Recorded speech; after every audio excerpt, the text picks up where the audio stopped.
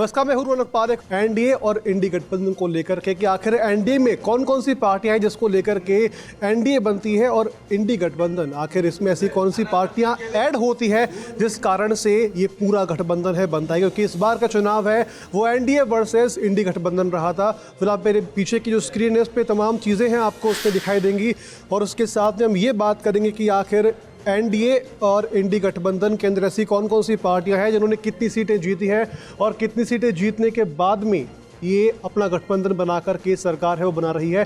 पहले एक बार थोड़ा सा हम ब्रीफ कर लेते हैं।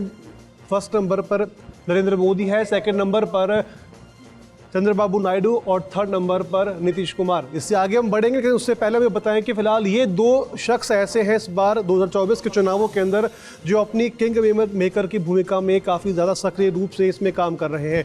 हमारे साथ हमारे सहयोगी राधा है, उनसे हम बात कर लेते हैं कि आखिर एनडीए गठबंधन और इंडी गठबंधन में कौन कौन सी पार्टियाँ हैं और इन पार्टियों के अंदर कितने उन्हें वोट मिले हैं और कैसा रिकॉर्ड आगे इनका रहने वाला है। राधा, बिल्कुल रौनक, अगर हम बात करें तो 2024 का ये इलेक्शन ऐसा रहा है कि इन्होंने ये इलेक्शन ने एनडीए और इंडिया गठबंधन दोनों की धड़कनें बढ़ा दी है। क्योंकि जो नंबर्स की यहाँ पे गेम चल रही है इंडी गठबंधन में और एनडीए में, दोनों सोच में पड़े कि आखिर सरकार बनाए, कैसे बनाए, क्या कैलकुलेशन करे, ये सभी है। और हमारे पास ये जो फ्रेम है, हम दर्शक मित्रों को ये भी बताना चाहेंगे कि अभी ये बातें हो रही है कि गवर्नमेंट किसकी बनेगी, कितना मुश्किल है, किसमें कितना दम, ये दम तो ये नंबर से बता रहे हैं। लेकिन हम सबसे पहले ये बीजेपी की अगर सीक्वेंस देखें, बीजेपी सबसे बड़ी पार्टी यहाँ पे ले रही है, 240 यहाँ पे उनके सीट है।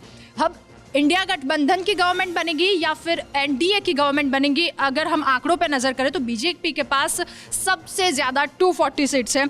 उसके बाद टीडीपी के पास यहाँ पे 16 सीट हो रही है। प्लस हम करते जाएंगे, आखिर में हमें नंबर पता चल जाएगा। तो यहाँ पे 256, ये दोनों की होके 256 सीट हो रही है।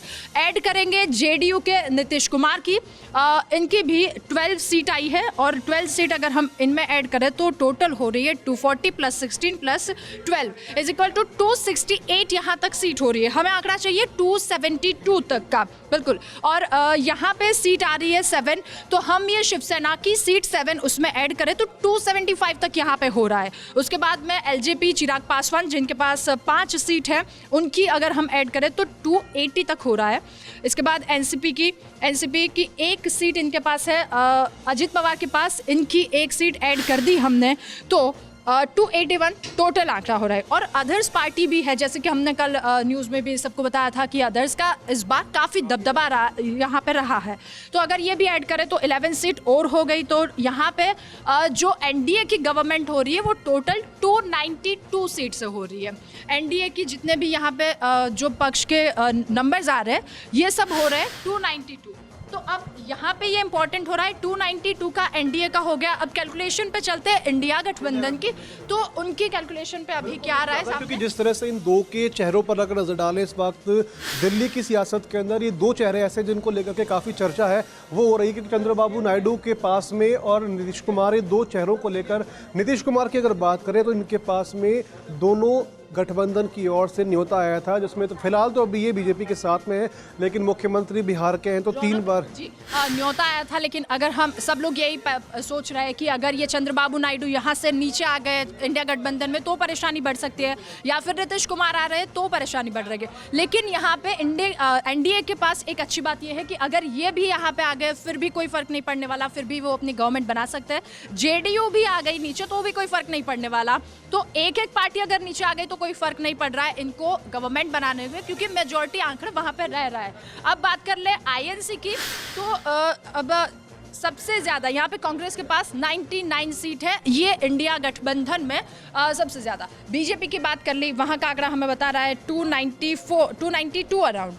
अब 99 में हम ऐड करने जाने वाला है 37 सीट, तो 37 प्लस करेंगे 136 हमारे पास यहाँ तक हो गया अखिलेश यादव और कांग्रेस की दोनों की। 37 के बाद हम टीएमसी ममता बनर्जी के पास अभी यहाँ पे 29 सीट है, 165 का टोटल आंकड़ा हो रहा है।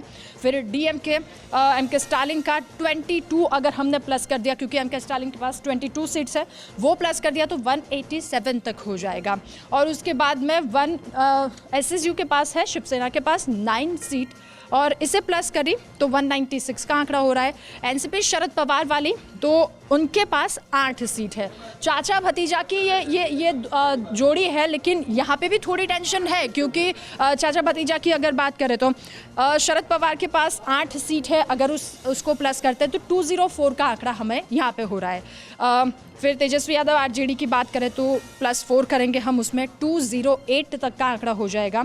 और फिर आम आदमी पार्टी के पास 3 सीट है, उसको हमने प्लस किया तो 211।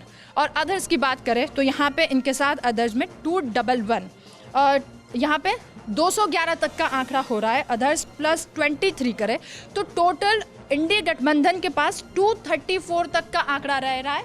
तो ये एनडीए के पास अब तक सीट आ रही है 294 और गठबंधन की सीट की बात करें तो टोटल होकर 234 हो रही है। अगर 28 और भी लाने जाए तो भी आंकड़ा हो रहा है 262 अराउंड। तो ये काफ़ी मुश्किल है, 28 सीट और भी है तो ये सबसे ज़्यादा मुश्किल है यहाँ पे दिख रही है रौनक। बिल्कुल, फिलहाल अगर इसके अलावा अगर बात कर लें, क्योंकि ये 2 सीटों को लेकर के ही चर्चा काफ़ी ज़्यादा है क्योंकि इनको ही गठबंधन बनाने के लिए न्योता है वो दिया गया है। अगर जेडीयू और टीडीपी दोनों मिलाकर के, और अगर कुछ, क्या आपको लगता है कि इसमें इन 2 के अलावा इंडी गठबंधन है किसी और को भी तोड़ सकती है? तोड़ने की बात तो अभी नहीं कर सकते क्योंकि इन दोनों ने सहमति भी दे दी है कि हम इनके साथ है, गवर्नमेंट बना लेंगे। तो ये काफ़ी ज़्यादा एक अच्छी बात है एनडीए के लिए क्योंकि शरद पवार और चंद्रबाबू नायडू दोनों ने ही यहाँ पे गवर्नमेंट के लिए सहमति अपनी दर्शा दी है। और यहाँ शिवसेना तक भी आ जाए, यहाँ तक भी अगर हम प्लस करें फिर भी इन तीनों की भी ज़रूरत नहीं पड़ेगी, फिर भी ये एनडीए गवर्नमेंट अपनी बना सकती है। बिल्कुल, क्योंकि शिवसेना की वहाँ पर बात कर लें तो बीजेपी के गवर्नमेंट के साथ मिलकर के सरकार महाराष्ट्र में उन्होंने बनाई है। वहीं अगर बात कर लें नीतीश कुमार की, नीतीश कुमार ने भी सहयोगी के साथ मिलकर के सरकार बनाई है और 3 बार ये मुख्यमंत्री की शपथ है वो ले चुके हैं बिहार के अंदर। और चंद्रबाबू नायडू काफ़ी ज़्यादा चर्चाओं में है ही, परशुराम के नाम से फेमस है तो सबकी धड़कनें ये भी बड़ी हुई थी कि इनकी वीडियोस तो सुबह से काफ़ी वायरल भी हो रही है कि प्लेन में बैठ कर निकल रहे हो। कई मीम्स भी ऐसे आ रहे हैं जिसको लेकर के लोग हंस भी रहे हैं और बात भी कह रहे हैं कि पीएम मोदी का एक वीडियो है, वहाँ पर नीचे ये पीएम मोदी बोल रहे हैं कि अरे कहाँ जा रहे हो, कहाँ जा रहे हो, और ये प्लेन में बैठ कर के है निकलते हुए दिखाई दे रहे हैं। लेकिन फिलहाल जिस तरह से एनडीए और इंडी गठबंधन का जो पूरा आंकड़ा था कि आखिर कैसे वो सरकार अपनी बनाएंगे और कैसे वो नहीं बनाएंगे, तमाम जानकारी है हमने आपसे शेयर करी है फिलहाल। और क्या आगे नतीजे निकल करके आते हैं, कैसे सरकार बनेगी, फिलहाल पीएम मोदी ने अपना जो शपथ पत्र है वो तो कुछ देर बाद में देंगे, लेकिन फिलहाल रेजिग्नेशन लेटर है, त्याग पत्र है, वो राष्ट्रपति द्रौपदी मुर्मू को वो दे चुके हैं। अब फिलहाल बैठकों का दौर और चर्चाओं का दौर शुरू होगा जहां पर ये निष्कर्ष निकलेगा कि आखिर किसके साथ मिलकर के एनडीए सरकार है वो बनाती है। इस तरह की और वीडियो देखने के लिए हमारे YouTube चैनल को सब्सक्राइब करें और बेल आइकन को दबाना ना भूलें।